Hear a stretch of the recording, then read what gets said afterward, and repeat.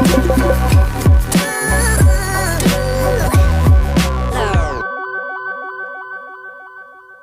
everyone and welcome back to my channel. If you're new here, my name is Kaylin and I wanted to make a video today talking about 10 tips to help you save money, and these are just things that I implement in my own life and that I find really useful. And I know some of these you might have heard before, but I think it's just good to have the reminder to do them sometimes, and I even need to remind myself sometimes to keep on track with it and keep up with the habits that help. So number one is to spend as much time at home or in nature as you can, because the more time you spend in those two places, the less time you spend in places where you could be spending money. And I just find that maybe other than the library, and there's a community centre in town where it's free entry all the time, there aren't very many places to go to other than walking around in nature, going to parks and things like that, and just staying at home. Like most places you go to, you have to pay money, or you're tempted to pay money, or like even if you went there planning on not doing it, it becomes an option when you're there. So if you want to avoid the temptation, it's easier to just stick to those two rules. And I find that the more time I spend at home, the cozier I make my home, and the more time I spend in nature, the more I feel like I get mental and physical benefits from it. Number two is to repurpose your leftovers into other things. You can, if you don't like eating the same meal over and over again, you can always change your leftovers into something a little bit different. Like if you have bolognese one night, you can add some more spices and kidney beans and turn it into chili the next night. I always try to have containers sitting ready whenever I'm making dinner, and then I portion out some of it to use for lunches for myself and my partner the next day. And I tend to make extra like pasta or rice or potatoes and things that are filling like that to stretch the meal out further, and it means that there's more to go around, and then we can get like a dinner and a lunch out of it instead of just one meal. Number three is to only have one car. Like we live in a family of 4, we only have one car. I'm the only person that drives, so I know that kind of is part of it for us. But even if my partner did drive, we would still only have one car because of the expense of it. And I think like you can try to arrange your life so that everything is as close to home as possible. Like my kids go to school within 2 miles of our house. My partner works like within 2 miles of our house. And maybe we're just lucky in that respect, but I think that you can kind of change things if you need to make it easier for yourself so you don't have to commute. And I just find that I never needed a car until I had kids. Like even when the girls were little, I just pushed them in the pram and used like public transport. It wasn't until they were 1 and 2, I think, that I got my first car, and it was just a small car. Now we have one, and I feel like we use it more because of the school run and because of my partner needing lifts to work. So I feel like it would be much harder without it now, but whenever I was single, I never had a car. I did do my driving test when I was like 18, but then I didn't get a car until I was like late 20s, early 30s. So, and especially if you live somewhere with really good public transport or that's like walkable for you, I don't think you need a car. And a lot of families that I see around have more than one car, and I never understand families that have like adult children and there's literally about 5 cars parked in the driveway.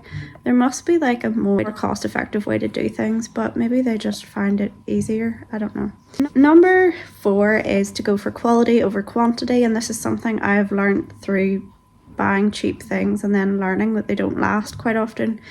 I now would prefer to invest in pieces I know are good quality, that are going to last and that I can use all the time, and they're not going to be unreliable and wear out. And I particularly find this with shoes. Like I really love Doc Martens, and if I ever have had any shoes that aren't those in the last few years, I've been disappointed with the quality and how they haven't lasted very well at all. So I feel like even though it's a big expense at the time when you first buy them, it is worth it because they last for so long. And I just think they're better for your feet. And if you get good quality shoes or clothes or kitchen equipment, for example, they're all going to last much longer than something cheap that you just pick up and it's just not well made. Number 5 is to keep a notebook and write down every expense. If you're having a phase where you feel like you're spending more money than you want to and you're not really keeping track of what it is you're spending money on, keeping like a notebook helps you to clarify where the money's actually going, and I think it's just very eye-opening, and it really helps me, and it helps me to realize the problem areas. And the more you write it down, I think the less you want to spend, because it feels like an achievement when you don't have to write as many things down at the end of a day or week. Number 6 is to wash your clothes at a lower temperature. I always use the eco cycle with ours, and they are always clean. It's only like a 30-degree wash, and I just find that like I only need to use a higher temperature if I'm washing things that are very stained from my partner's work, and I would have to soak them as well. But other than that, it washes everything just fine, and it uses less money. I use less washing powder than is suggested on the box. I use 2 like tablespoonfuls per wash, and it washes everything just fine. Number 7 is to reassess your lifestyle choices and think about, are they actually helping your budget, and think about areas that you cut. There could be expenses that you just pay for kind of without even stopping to question them. But if you sit and really think about it, is it affecting your finances, and are you using whatever the service or product is that you're spending a lot of money on? If you just kind of take the time, but ask yourself questions about that, I think it can really make a difference to your finances. Number 8 is a silly one, and it's to hide money in random pockets.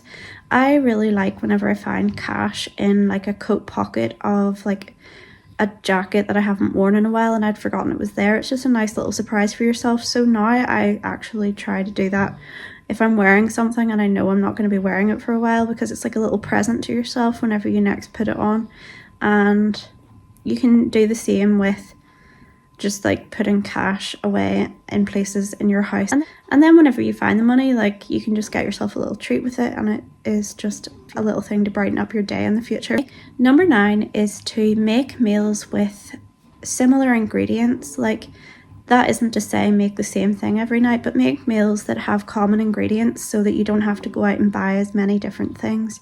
Like, try and keep your menus so that there are shared ingredients in each meal, and it can be varied. Like, you could have Indian one night and like an English meal the next, but if you like buy something like a whole chicken that you can use in both, or potatoes that you can use in both, and then you'll actually use up the food. There'll be less waste and you won't have to buy as many ingredients. Number 10 is to save some of your glass jars, because I didn't used to do this, but I've started to do it more as I've become kind of more environmentally aware.